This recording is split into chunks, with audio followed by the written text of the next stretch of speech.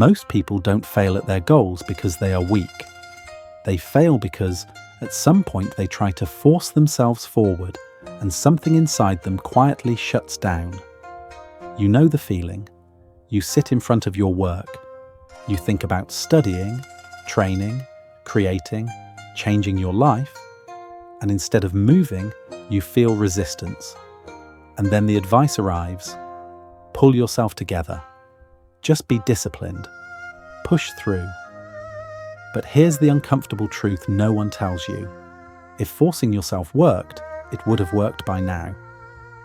Long before modern productivity advice existed, Eastern traditions understood something we forgot.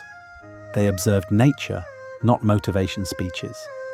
And what they saw was simple. The strongest force in the world doesn't push, it flows. This is where the water mine method comes from. Inspired by ancient Eastern philosophy, it's based on the idea that effort is not the same as force, and discipline does not require tension. Water never argues with stone. It adapts, reshapes itself, and still arrives. The method begins with the first and most important moment, the moment resistance appears. That tightness in your chest, the urge to scroll, the sudden need to prepare instead of starting. This is not laziness. It is your mind reacting to pressure. Instead of attacking that feeling, the water mind teaches you to recognize it calmly. You notice the resistance without labeling it as a problem. The moment you stop fighting it, the resistance already weakens. Next comes acceptance, which feels counterintuitive at first. You allow the discomfort to exist without trying to eliminate it. You don't tell yourself to feel motivated. You don't wait to feel ready. In Eastern practice, this is called non-resistance. Water does not tense up when it meets an obstacle. It settles. You take a breath. You soften your posture. You allow the discomfort to be present while you move anyway. Then something subtle but powerful happens. You change the way you speak to yourself.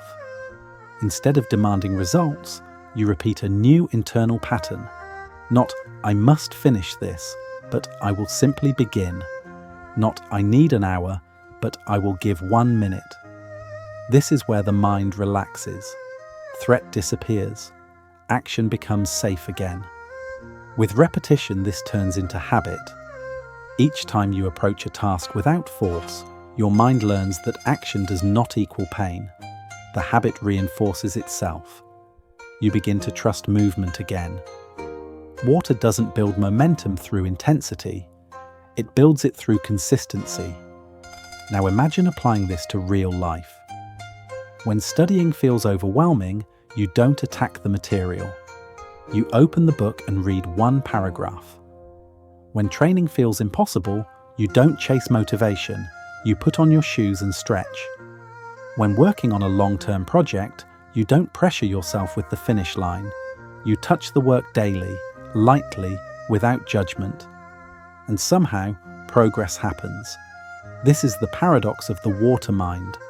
By doing less mentally, you do more physically. By releasing control, you gain consistency. The task loses its weight. Time changes. Effort fades into presence. You are no longer forcing yourself forward. You are flowing. In the end, this method doesn't just help you get things done. It changes your relationship with yourself. You stop treating your mind like an enemy that must be conquered. You treat it like water, intelligent, adaptive, patient. So if you remember one thing, remember this. Strength does not always look like pushing. Sometimes it looks like yielding. Lower the pressure. Change your shape. Flow forward. Because force burns out, but water always finds its way.